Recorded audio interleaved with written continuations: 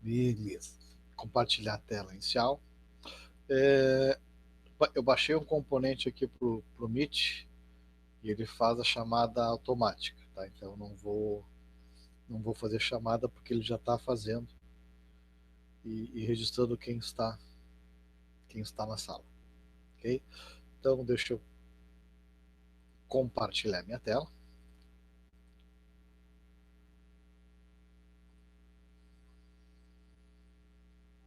Beleza. Então a nossa aula hoje é sobre os arrays, como trabalhar com arrays em Java. Nós já trabalhamos isso com C, já trabalhamos isso com C Sharp. Vamos dar uma olhada agora em Java como faz isso. Tá? Java tem uma pequena particularidade. Não que seja diferente das outras formas. Não é diferente dos outros jeitos, entendeu? A declaração que é um pouquinho diferente. Vamos dar aqui uma olhada. Então, bem, arrays você já sabe o que são, né? Ou também chamadas de matrizes, até porque nós podemos ter array de uma dimensão, né? O nosso vetor, né? Com as posições, array de, por exemplo, duas dimensões, aí nós temos as linhas e as colunas. Aqui nós também temos linhas, só que só temos uma.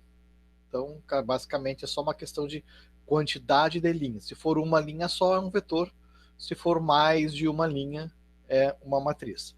Mas de qualquer forma, se chama array. Tá?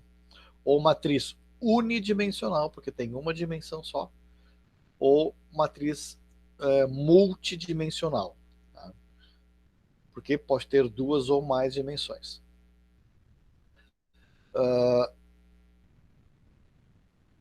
Cada item de array, cada item, né, não estou falando da informação que está dentro, esse espaço aqui, ó. Esse aqui é um item, esse aqui é outro item, esse aqui é outro item, assim por diante. Cada item de um array é chamado de elemento. Então, neste exemplo aqui, nós temos 5 elementos. Tá? Nós não temos, digamos assim, não interessa a informação que está aqui dentro.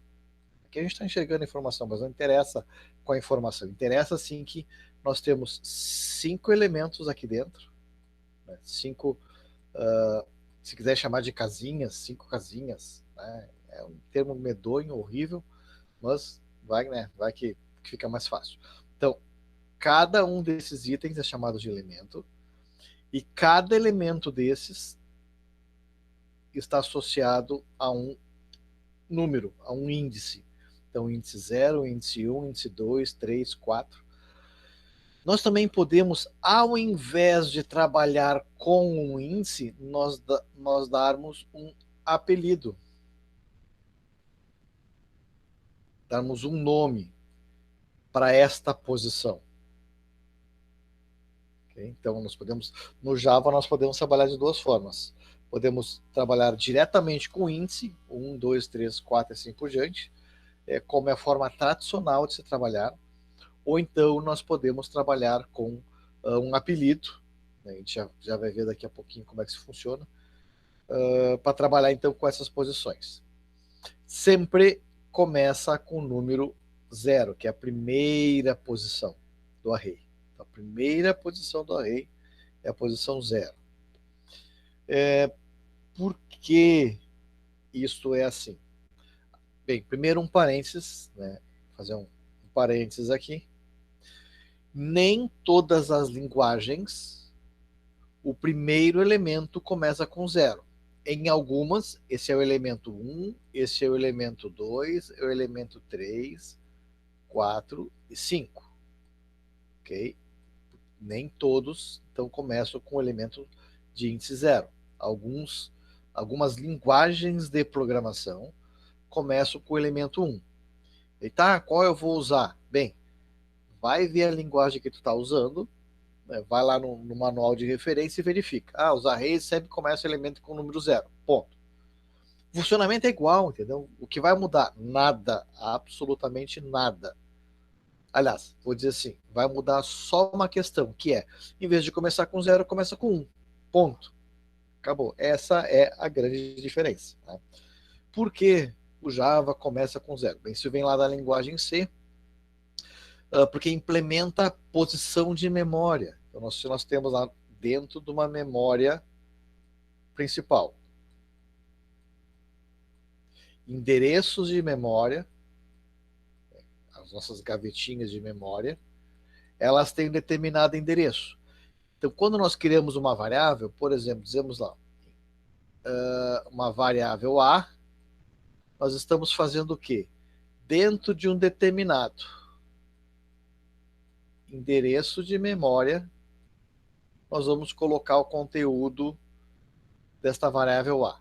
Quando nós definimos um array, a primeira posição define o endereço aonde está o primeiro elemento. Então, quando criamos um array, a primeira informação vai estar nessa. Eu vou colocar aqui um número qualquer.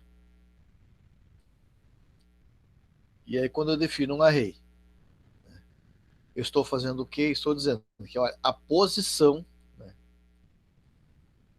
a primeira posição desta variável é esta aqui.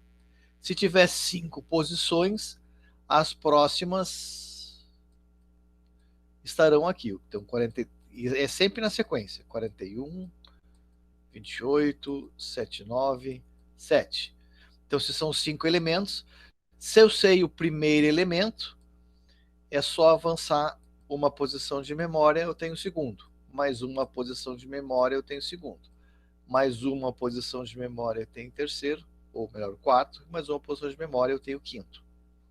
Pronto, simples assim. Ah, mas como é que o computador vai saber? Cara, muito simples. Se a primeira posição indica a posição real de memória, soma mais um. Tá aqui. A partir da posição inicial, soma mais 2. Tá aqui. A partir da posição inicial, então, soma mais 1. Soma mais 2. Soma mais 3. Soma mais 4. Não estou falando somar o valor dentro, tá? Estou falando somar na questão de posição de memória. Então, assim, ele consegue se localizar. Outras linguagens têm um tratamento diferenciado. Mas, nas linguagens derivadas do C, o tratamento é esse. Sempre começa na posição 0, porque indica a posição real da memória. E aí, a partir daí, né, nós temos, então, mais uma posição, mais duas. Então, mais uma posição, mais duas posições, mais 3 posições, mais 4 posições. Tá? Então, por isso que sempre começa com o 0. Tá? Como é que nós declaramos, então? Bem, eu deixei uma listagem chamada listagem 1, lá no material da aula de hoje. Listagem 1. Tá aqui a listagem 1. Eu vou copiar esse texto aqui. Vou colocar aqui no meu Java, no NetBeans. E aí eu já tenho aqui, já tenho aqui.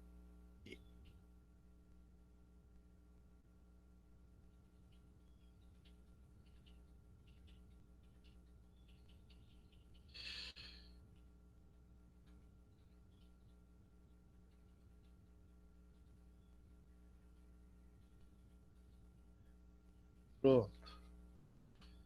Okay. Então, primeiro, como nós declaramos? Tá, deixa eu aumentar isso aqui de tamanho, senão vocês não vão conseguir descobrir. Como um array ele é um objeto, e isso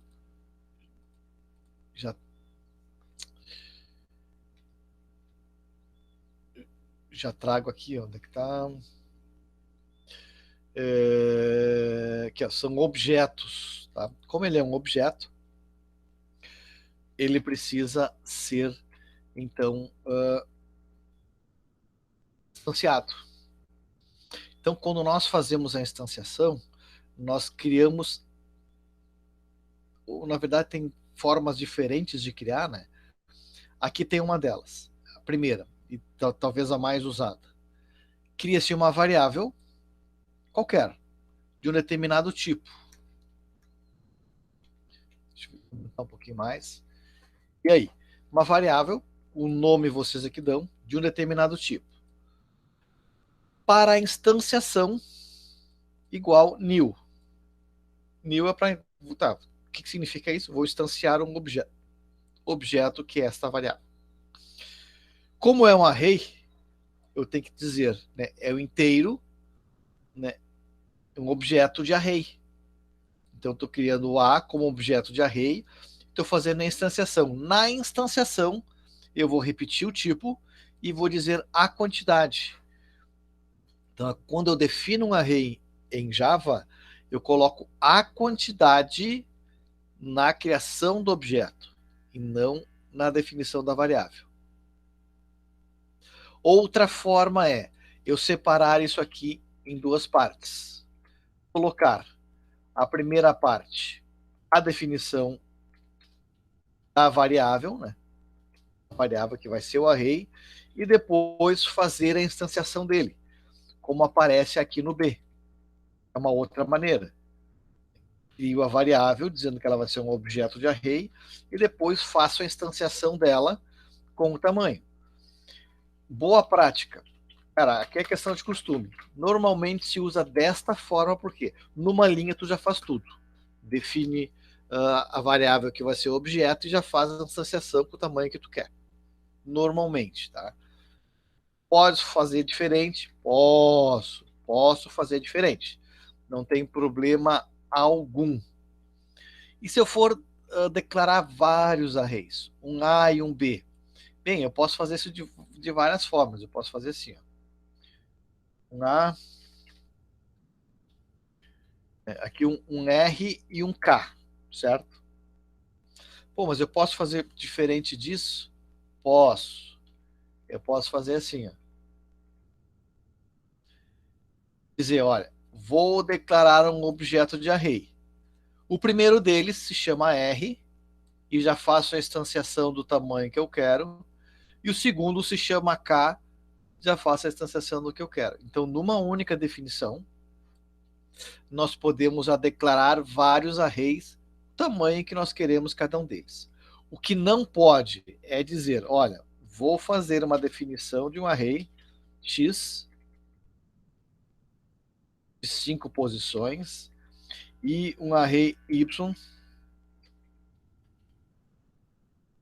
de 6 posições. Não pode isso. Por quê? Porque quando eu coloco aqui na frente que vai ser um array de inteiros, esse meu objeto é um array de inteiros, eu tenho que fazer a definição de inteiros, eu não posso usar outro tipo. Então, quando eu uso outro tipo, significa o quê? Cara, eu vou ter que fazer diferente. Aí sim, eu vou ter que definir, então, esse novo com o mesmo tipo, né, que eu estou criando. Então, posso fazer numa única declaração, né, já a instanciação de dois objetos.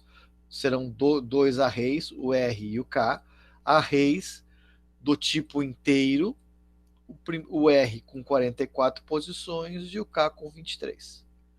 Quando forem tipos diferentes, eu tenho que fazer declarações em separado. Não podem ser iguais as declarações. Bem, como é que eu posso inicializar os valores? Outras formas de fazer isso. Tá? Dentro deste exemplo aqui, na linha 18, nesta linha aqui, eu tenho o quê? Eu tenho um array, chamei ele de inicializa valores, posso chamar de A, posso chamar de B, tá? O nome que eu quiser. Tá? Esse é o nome dele. É um array de inteiros. Notem que eu não estou fazendo aqui, né, criando o objeto array. Por quê? Porque quando eu faço desta forma aqui, em que em vez de colocar a instanciação e o tamanho, eu já estou colocando valores diretamente no array. Então significa que esta variável ela é um objeto de array de inteiros com 1, 2, 3, 4, 5, 6, 7, 8, 9 valores, ou seja, 9 posições. Sendo que na primeira posição, né, ou na posição 0, vou ter o 12, na próxima o 32, ou seja, eu já crio o array.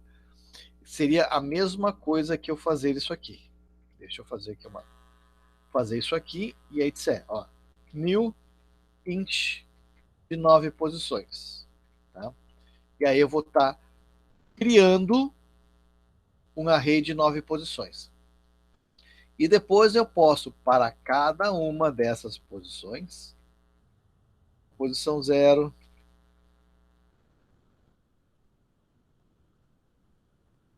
posição 1. Então, para a posição 0, botei valor 12. Posição 1, botei valor 32. Cara, e assim eu vou, certo? Posição 2, botei o 54. Posição 3, 6.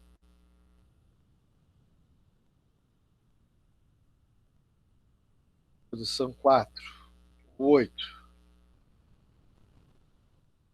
Posição 5, 89. Posição 6, 64. Posição 7, também 64. Posição 8.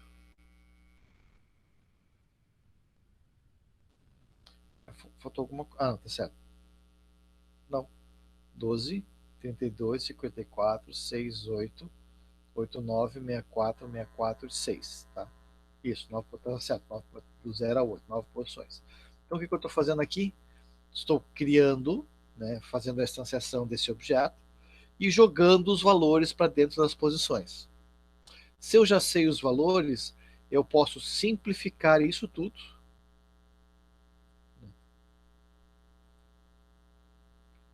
desta forma, em que eu crio a variável até aqui, né, é igual ao que está aqui. Estamos falando da mesma coisa. Só que depois eu já estou criando, ou seja, criando com 9 posições e já fazendo tudo isso aqui, ó, tudo isso ao mesmo tempo. Então, na verdade, eu uma, duas, três, quatro, cinco, seis, sete, oito, nove, 10 linhas. Faço as 10 linhas numa linha só. Ah, mas se eu fizesse assim, pô, aí ia estar com uma linha a mais. Oh, 11 linhas. Enfim, né? Então eu posso tirar isso aqui tudo e fazer tudo numa única linha. Mas quando eu já sei, vou colocar minha caneta aqui, já sei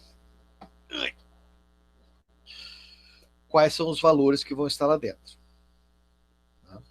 Então aqui tem esse nosso primeiro exemplo, né, nosso segundo exemplo aqui de criação. Crio a variável indicando que vai ser um objeto e depois faço a instanciação dele. Está aqui, ó, crio a variável dizendo que vai ser uma rede de inteiros e depois aloco 10 posições. E depois coloco aqui dentro, né, as posições todas. Se eu colocasse mais uma, são 10 posições, eu vou até o 10. O que acontece? O que a gente chama de estouro de pilha. O que é? Como é que funciona a memória? Há pouco eu já comentei com vocês, né? Aquele espaço em que eu tenho cada uma das informações, ela vai estar no endereço de memória, fazendo com que ela seja uma sequência.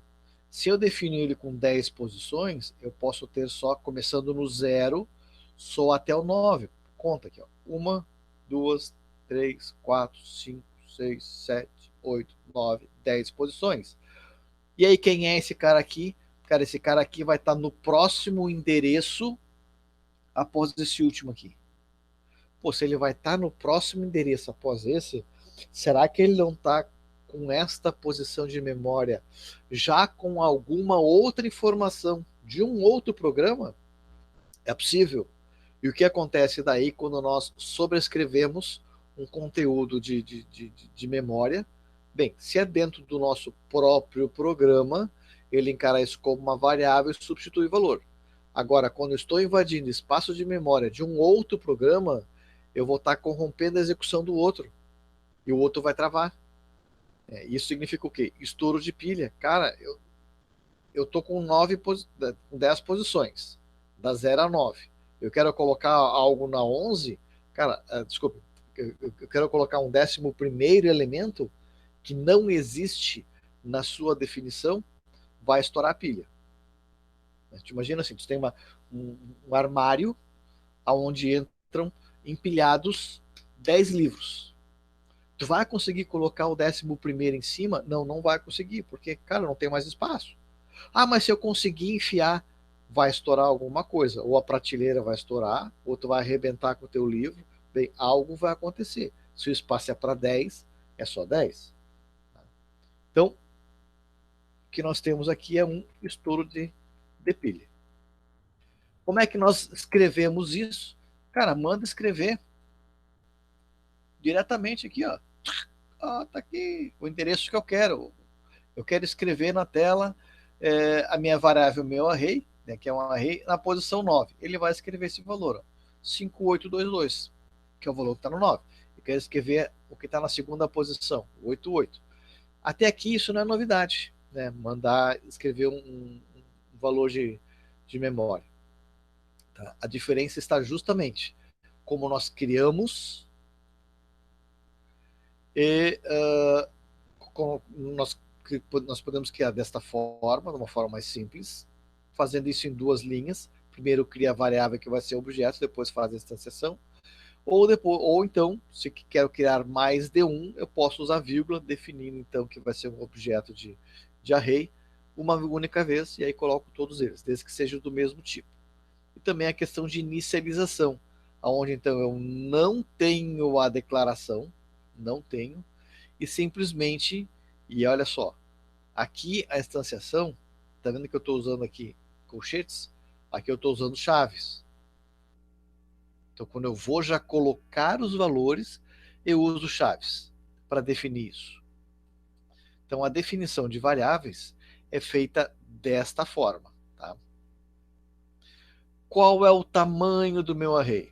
Existe um método chamado length, e aí tem lá na listagem 2, está mostrando isso. Deixa eu apagar isso aqui. Não, apaguei demais. Deixa eu apagar só esse e-mail aqui. E vamos apaguei demais de novo. Caracas. Apaguei o método, o main também. E vamos então ver como funciona. Desculpe, lá na listagem 2, ver o que nós temos. Então, essa é a listagem 1. A listagem 2 tem outro exemplo. Aqui, listagem 2. Vou pegar só o meio. Aqui. Vamos lá. Foi demais.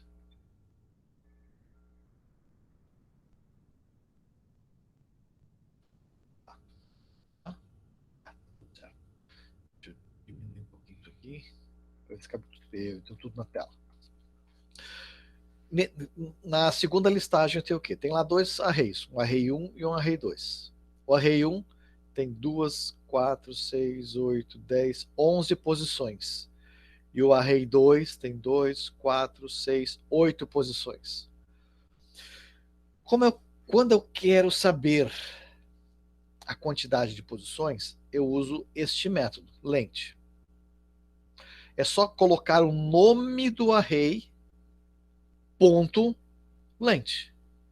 Esse método faz o quê? Vai verificar quantos elementos eu tenho, tantos elementos.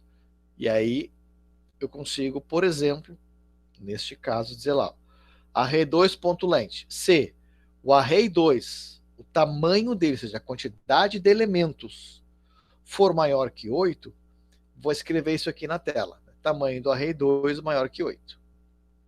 Se não, vai escrever tamanho do array 2 menor do que 8. E depois tamanho do array 1, e aqui num exemplo, né, a gente está usando diretamente, né, esta informação para escrever na tela. O array 1, né, a quantidade que tem. Então, este método length faz o quê? ele verifica a quantidade de elementos que tem e retorna essa quantidade. E aí eu posso ou mandar escrever, ou fazer uma atribuição com ele, ou usar, por exemplo, dentro de um for, né? For de 1 até o tamanho total de elementos, para poder colocar lá as informações. Mesmo que eu não tivesse definido, por exemplo, tivesse definido assim, vou pegar aqui um array 3,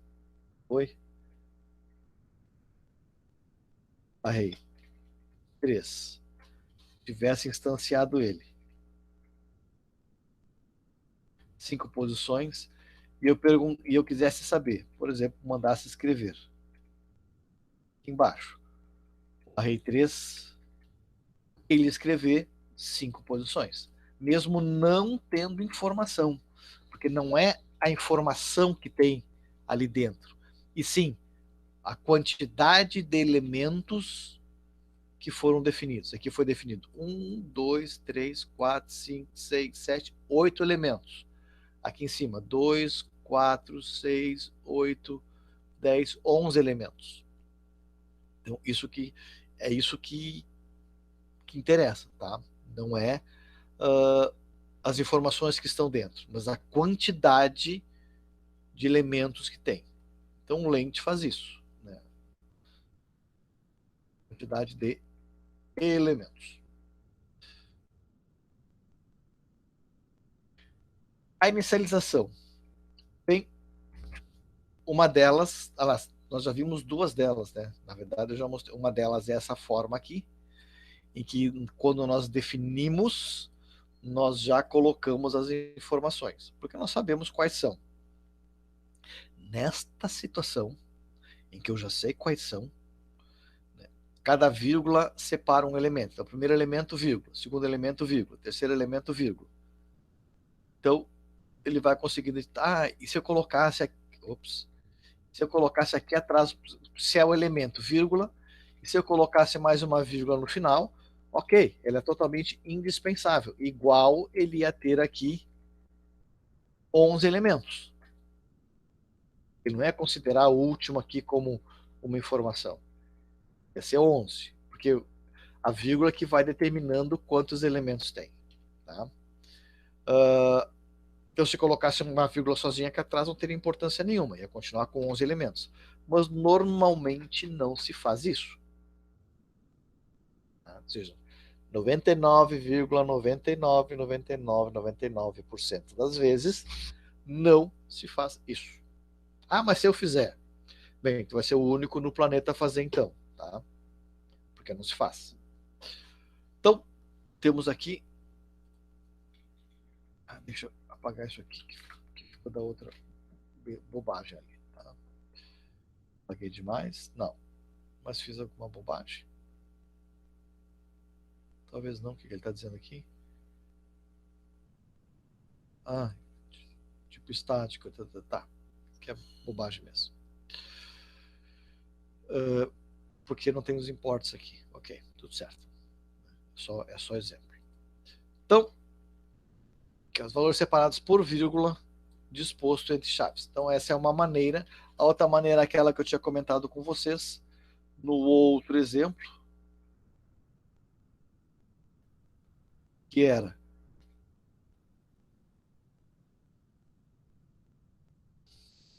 vou vir cá.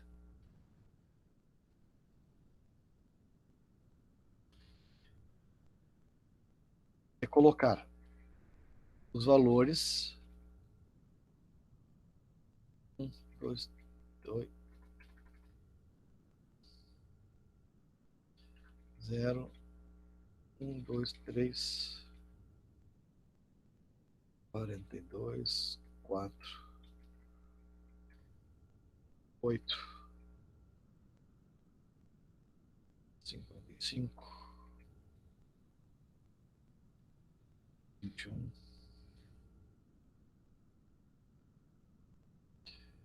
2 e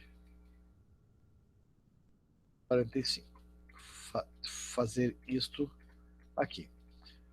Notem que nem deu conflito, né?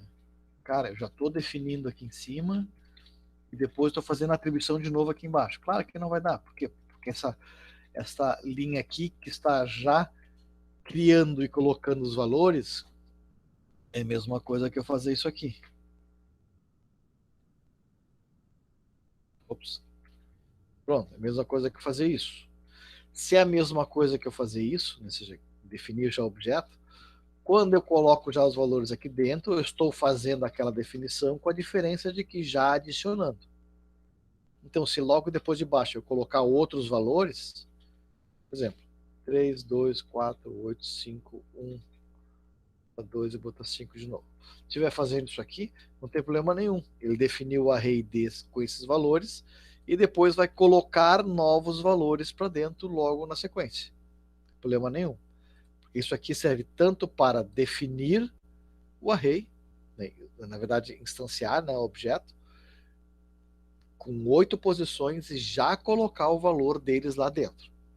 Só. Tá? Então não vai fazer diferença nenhuma de eu escrever assim e depois das linhas de baixo já colocar. Então são duas formas de inicializar um array. Uma coisa é inicializar, tá? Ou seja, eu crio o array e coloco informações lá para dentro. Outra coisa é fazer leitura de dados para colocar nas posições. Aí sim eu vou usar um for, né, porque é mais prático, para colocar as informações, o usuário vai digitar as informações para colocar dentro. Então, quando a gente fala em inicialização, nós já temos os valores, e nós vamos colocar os valores para dentro das posições. Então, nós já estamos inicializando o array. Outra coisa é digitar informações para um array. Aí sim, o usuário vai colocar as informações e nós vamos então jogando as informações para dentro de um array. Na listagem 3, então, nós temos um outro exemplo. Vou pegar aqui a listagem 3. Listagem 3. Tem aqui um outro exemplo. Né? Nesse exemplo aqui tem um array. Deixa eu botar esse exemplo lá para o nosso bins. Então, apaga isso aqui. Tá lá.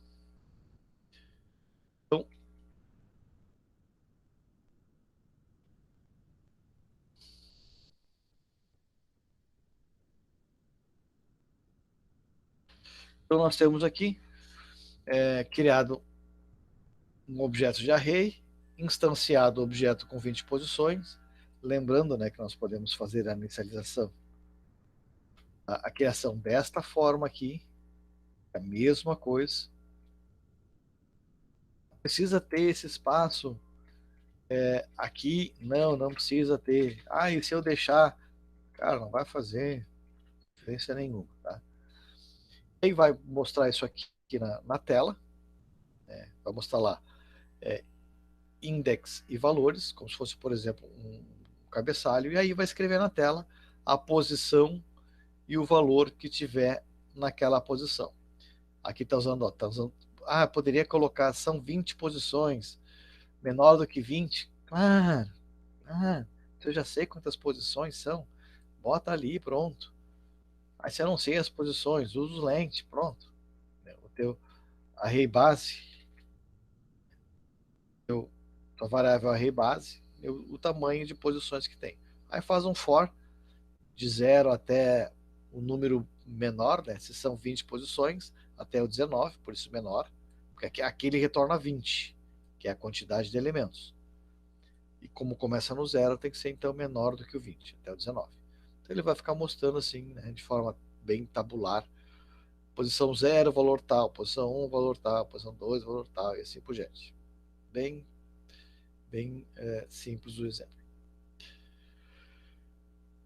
Outra forma, listagem 4. Então vamos dar uma olhadinha nessa listagem 4. Listagem 4 tem outro exemplo,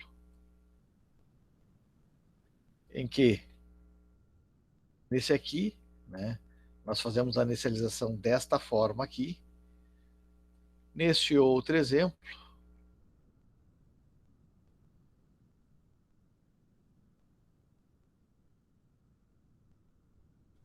está sendo feita a inicialização. Esses espaços aqui. Da seguinte forma, já criado o array, inicializado ele com os elementos, e depois aqui vai fazer então a impressão dos valores deste array. Vamos ver aqui. Ah, não encontrou o final, provavelmente deve ter um caractere estranho aí no meio. Então, aqui já está, antes ele estava simplesmente vazio, agora já está sendo criado com os valores lá dentro. Percorrendo esse array. Cara, tem um for chamado for each. For each. Que na verdade é... Ui, acabei riscando. Que na verdade é o quê? É um aprimoramento do for. É uma forma mais fácil de fazer um for percorrer elementos de um objeto. A gente vai usar isso, esse for each depois, quando for começar a trabalhar com registros de dados, né, acesso a banco de dados, aí nós temos que pegar lá a quantidade de registros que tem lá dentro. Cara, eu não sei, porque hoje eu botei 5, um colega meu botou mais 30, só se for lá no banco de dados saber quantos elementos tem, senão eu não sei. Então a gente pode usar o for each para ir escrevendo até o final da nossa tabela, né? E sem se preocupar em, chegou no fim, não chegou, ele mesmo faz esse controle. Mas a gente vai ver isso aplicado a banco de dados lá um pouquinho mais na frente, tá? Não agora. Mas existe sim essa forma aprimorada e a forma tradicional que a gente já acostuma, né? Em que a gente cria uma variável, né, daquela forma lá, né? For, usamos uma variável que inicia numa determinada posição, depois tem um teste de condição e depois tem um incremento. Esse é o padrão, certo? Inicialização, condição de execução e incremento de variável. Foi isso que vocês aprenderam lá em programação 2. Estamos aqui de novo. Que é a forma controlada. Eu controlo, por quê? Porque eu tenho este controle, esta minha variável, que é o meu contador para contar as posições. Este cara me possibilita o controle do acesso às posições do meu array. Mas a outra forma é justamente a aprimorada, ou seja, um for melhorado, certo? Eu tenho um identificador, eu tenho o nome do array. Cara, só isto. A listagem 5, então, vai mostrar como é que isso funciona. Deixa eu ver, vamos aqui, então, lá para a listagem 5. Listagem 5. Aqui, ó. Deixa eu copiar isso aqui. Aqui para dentro.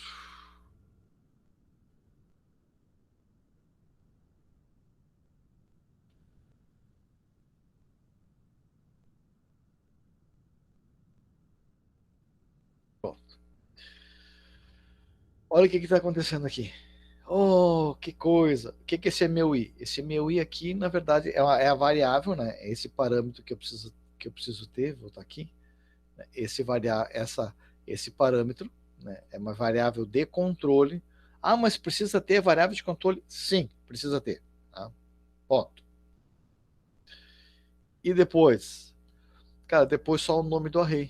Tá aqui, ó, o nome do array. Esse meu array tem 3, 6, 9 posições. Então significa que esse meu for aqui poderia ser escrito assim. Deixa eu comentar aqui, poderia ser assim. I começando no 0 e menor do que 9 e mais. E aí, como é um único comando, não precisa parênteses, né? E aí esse meu total está aqui dentro. Pronto. É o padrão, né? Que é o normal esse aqui. Eu sei que tem 9 elementos, então vou fazer até o elemento anterior, que é o 8, começando no 0. Pronto. Esse é o for tradicional. Ah, mas então como é que eu faço ele diferente? Meu querido, tu vai fazer ele assim, ó. 2 pontos e o nome do teu array aqui, ó. O que ele está fazendo? Opa, não, sem zero aqui. O que ele está fazendo? Ele está indo da posição 0, então este i vai assumir a posição 0, a posição 1, então o número 0, o número 1, o número 2, o número 3, que são as posições, até a 9. Então, desta forma, eu consigo fazer com que eu preciso contar para ver quantas posições tem. Não, preciso usar o lente para saber, né, o método lente para saber o tamanho. Não, usa desta forma porque vai funcionar.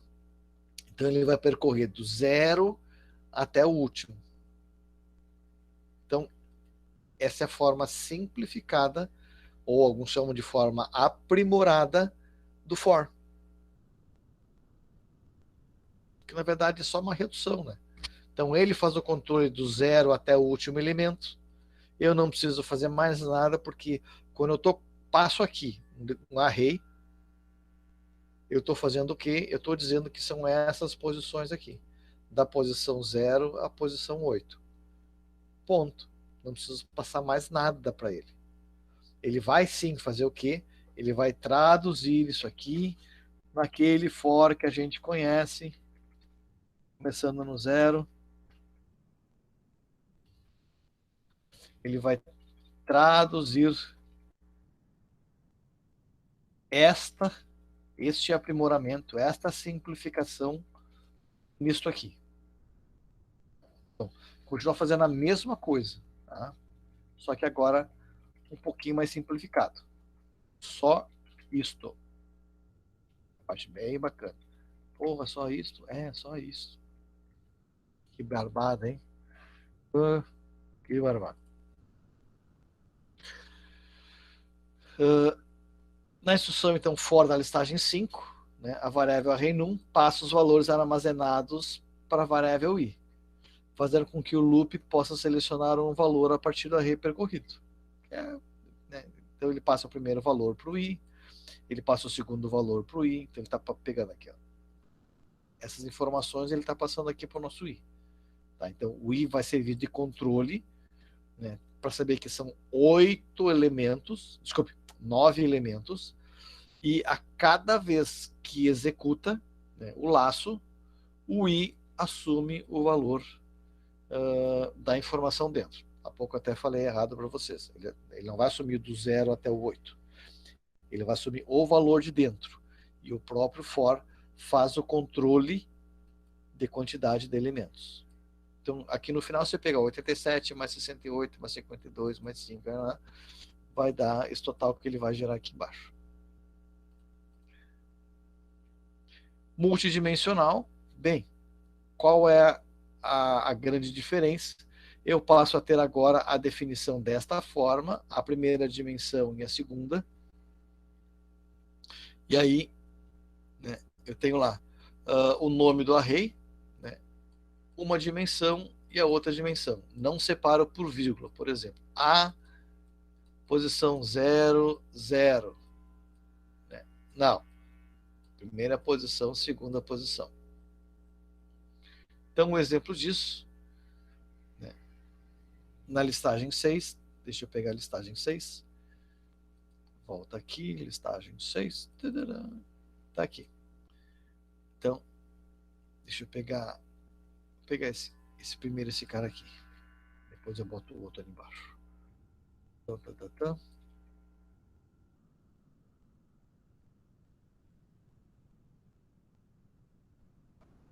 Aqui, então, estou definindo um array de 2 dimensões, tá? Que a gente poderia colocar assim: int, new, int, primeira dimensão, segunda dimensão. Caracalas. Primeira dimensão, segunda dimensão.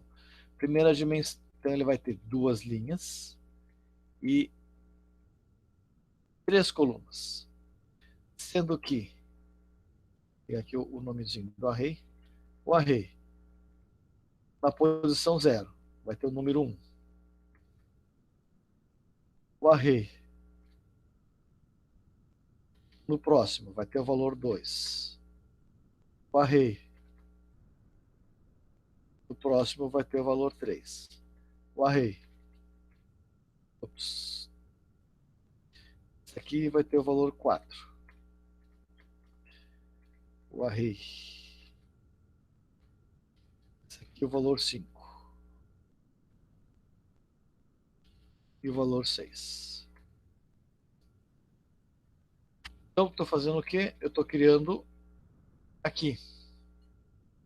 Linha 0 e linha 1. São duas linhas. Para cada linha. Então, linha 0. 3 colunas. Coluna 0, 1 e 2. Segunda linha. Posição 0, 1 e 2. Então, estou criando aquele... deixa eu usar aqui o carinha aqui. Para desenhar. Eu estou criando duas linhas e 3 colunas. Às vezes é bom a gente desenhar as coisas para poder entender o que ele está fazendo. 0,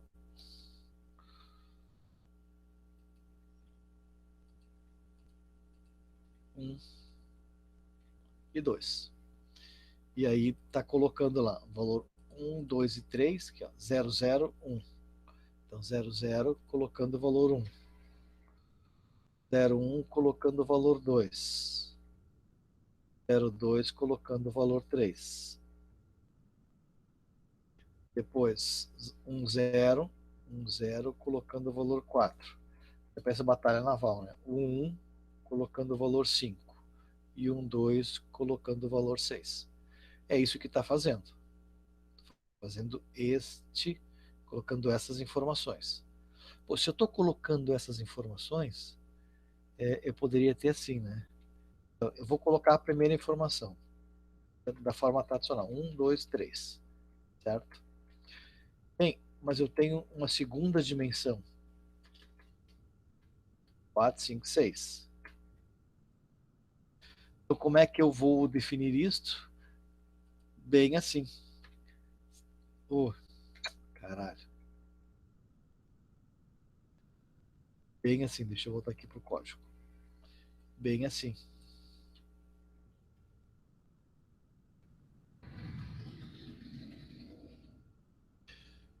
Aqui significa, estou definindo um array, tá? As chaves. Início e fim. Estou definindo um array. Os valores são separados por vírgula, né? Olha a vírgula aqui no meio. Então, primeiro valor, segundo valor. Só que o primeiro valor, ele é um array com 3 informações. Então, onde é que eu botei o desenho? Eu botei aqui atrás. Oi, eu apaguei. Que idiota. Então, neste meu array, agora vai ficar bem desenhado. Agora que ficou bacana. Eu tenho duas informações, tá? Que é essa aqui, ó, a primeira informação e a segunda informação. A primeira informação tem 3. Então, é o valor 1, o valor 2 e o valor 3. E a outra informação é o 4, o 5 e o 6. Dentro das posições.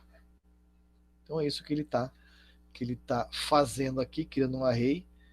O primeiro array tem duas dimensões, 2 por 3, e o segundo ele tem um array, olha o segundo, tem um array de 1, 2, 3 dimensões, em que na primeira dimensão tem 2 elementos, desculpe, na primeira linha 2 elementos, na segunda linha tem um elemento só, na terceira tem 3 elementos. Isso significa que ele vai criar um array não bonitinho assim, né? Pô, na primeira vai ter, deixa eu ver aqui na primeira linha vai ter 2 valores, na segunda linha vai ter 1, na terceira linha vai ter 3. Ele vai criar uma coisa assim. Pô, parece medonho, sim, porque a gente está sempre acostumado, né, a mesma quantidade de colunas para todas as linhas. Mas a gente pode ter um array, né, com quantidades diferentes de colunas para cada uma das linhas. Então, está fazendo isso aqui. Tem aqui a vírgula, define as linhas, e aqui essas chaves vão definir, então, quantas colunas vai ter em cada uma das linhas. Que é uma outra forma também de definir esses arrays. Tá? Deixa eu descartar isso aqui. Descarta, que eu não preciso. Minimizar.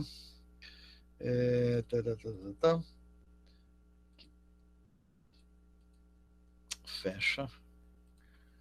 Então, vocês têm aqui 6 exemplos, tá, do uso de arrays e as atividades. Hashtag fica a dica, né? Faz primeiro a atividade de fixação, depois vai lá para outra. Tá? Para que isso? Só para reforçar e vocês criarem essa prática de uso. Então, aqui, escrever um programa que lê um vetor de 50 posições e o escreve. Encontre a seguir o menor elemento do vetor e escreva esse valor. Esse aqui a gente já deve, se eu não me engano, acho que a gente fez lá em programação 1. Agora só vamos fazer ele em Java. Leitura aquela básica, né? Cria o scanner e aí faz a leitura para informação dentro da posição do array. 2, escreva um programa que lê um vetor de 6 posições, escreva na ordem contrária. Então, se tu leu da posição 0 à posição 5, depois escreve da posição 5 à posição 0. O terceiro, um programa, em C, caraca, um programa em Java, desculpe, para ler a altura de 10 alunos. Então é tudo float, né? Ninguém tem 1 metro, 2 metros, o pessoal tem 1,50, 1,60 e alguma coisa, tem sempre número quebrado. O programa deve encontrar e mostrar na tela a maior e a menor altura digitadas.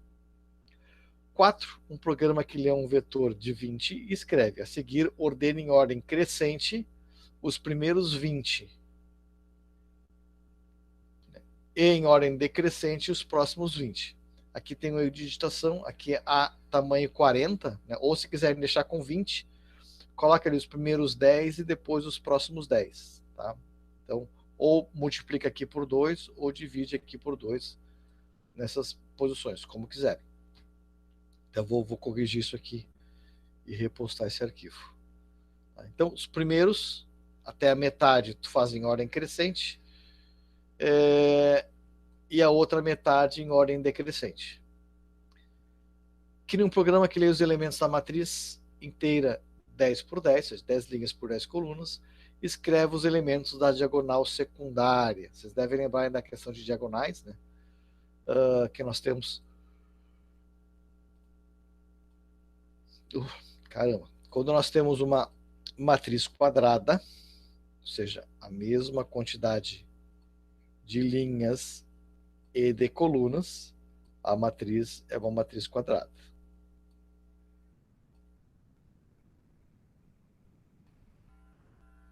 Então, diagonal principal é essa que eu vou botar o pezinho aqui. E diagonal secundária é essa que atravessa... Ops. Caramba.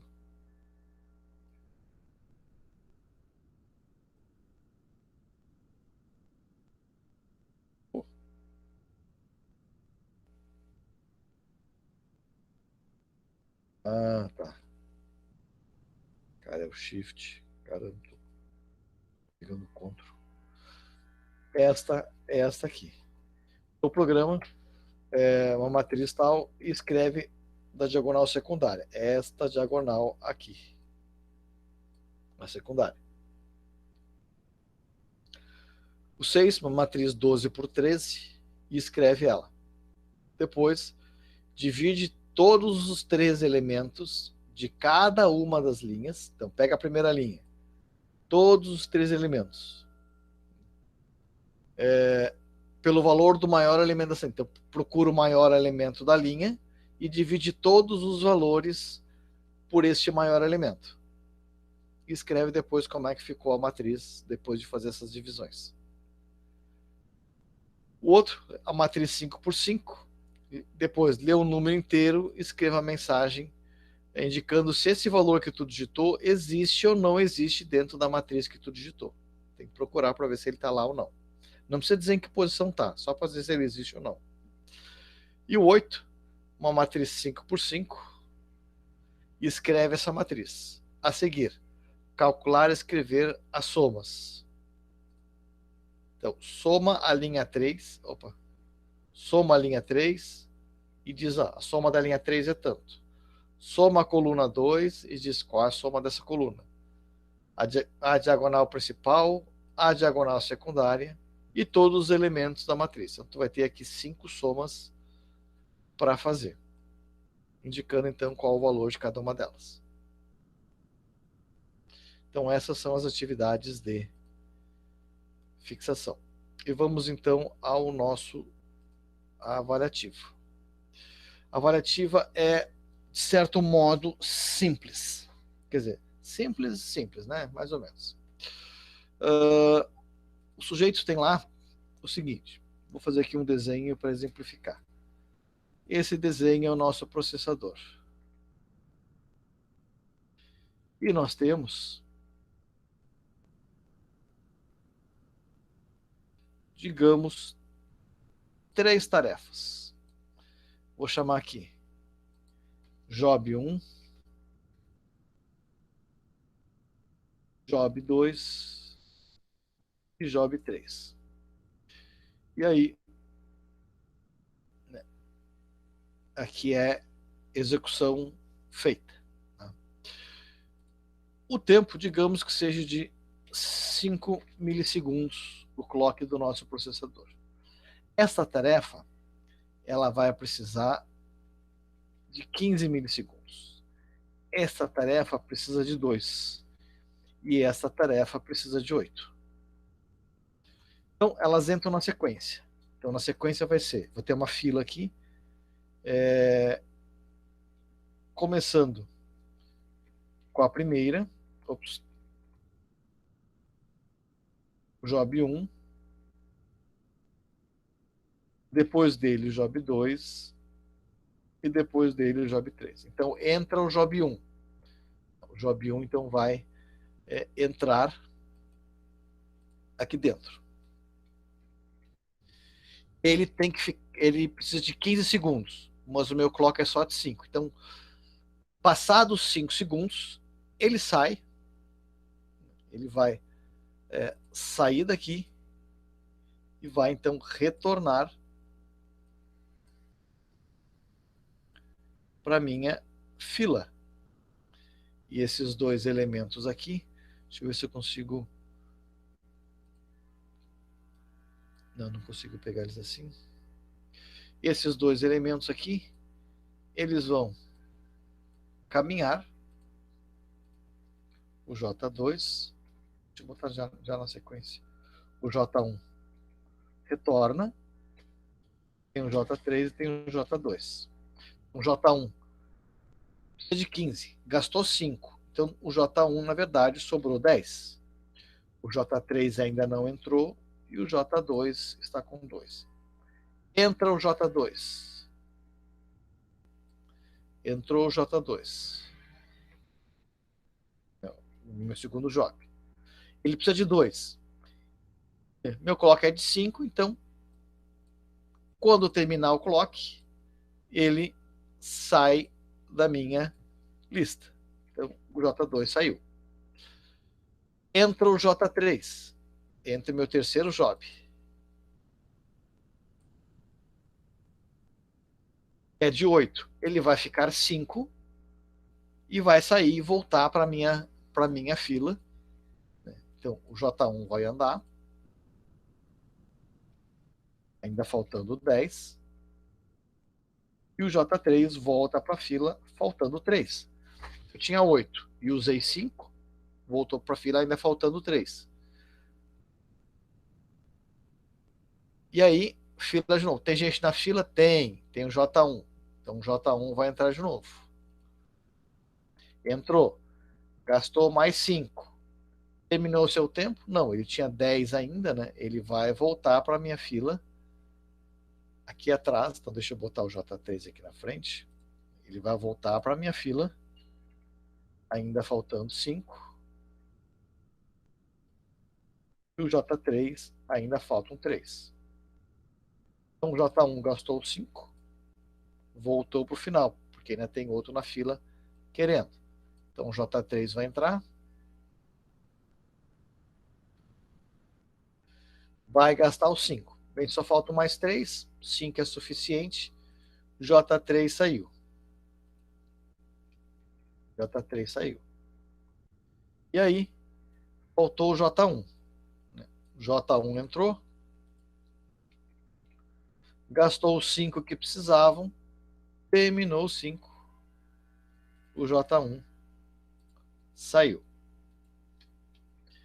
Se tivesse 6, ele ia sair, voltar, só faltando 1.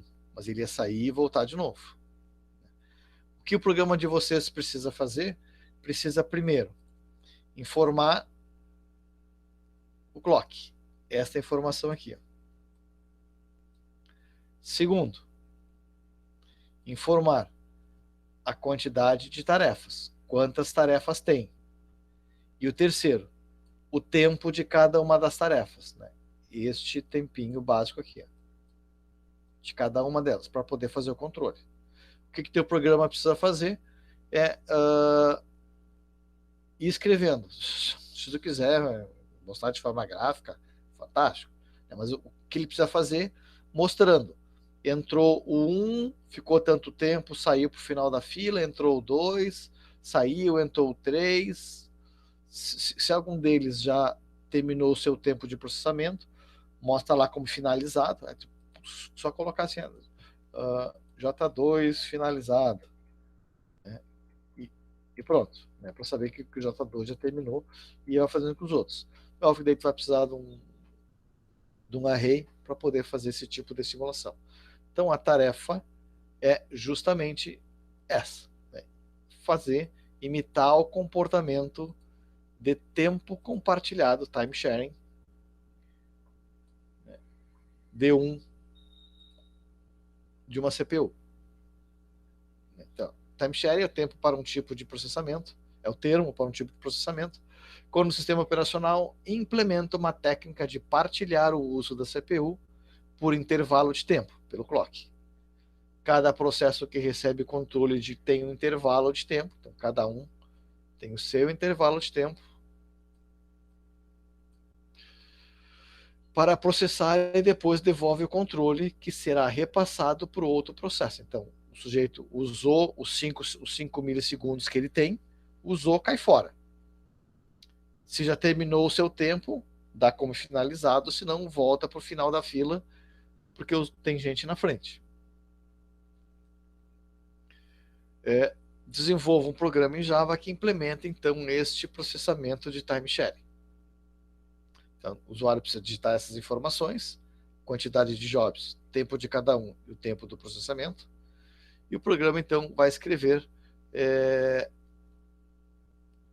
por exemplo, J1 entrou na fila, J2 entrou na fila, J3 entrou na fila, J1 processamento. Então, primeiro tu abastece a tua fila com os jobs e depois começa. J1 processou, saiu, J2 processou, saiu, e aí tu vai.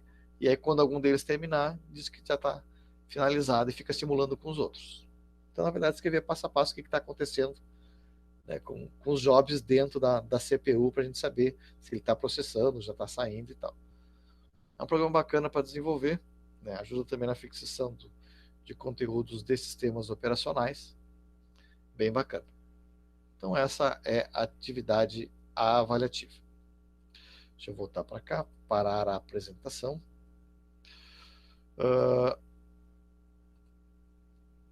Alguma pergunta sobre as atividades de fixação, de avaliativa e a RACE? Acho que não. O conteúdo já tinha sido trabalhado, então é mais fácil. Perfeito. E a atividade eu achei interessante. Eu gostei. Que bom. Primeiro, quando eu tinha lido, eu não tinha entendido, agora eu entendi, então tá tranquilo. Tá, joia. É, bem, eu vou estar de praxe, né? Vou ficar aqui online, se precisarem, entrem de novo. Deixa eu já colocar esse link desse Meet lá na página da disciplina, lá na aula de hoje. Se vocês precisarem só entrar na aula e clicar no link de novo. Vou ficar aqui até 6h15. Se precisarem, só clicar e entrar. Tá? E se não nos vermos, né, ou seja, se não precisarem, até quinta-feira. Vai dar um resto de fim de semana já, mas a gente tem aula na quinta. Então, até quinta-feira. Para quem não entrar mais. Tá certo, valeu, senhor. Valeu, abraço. Tchau, senhor. Valeu. Valeu, senhor.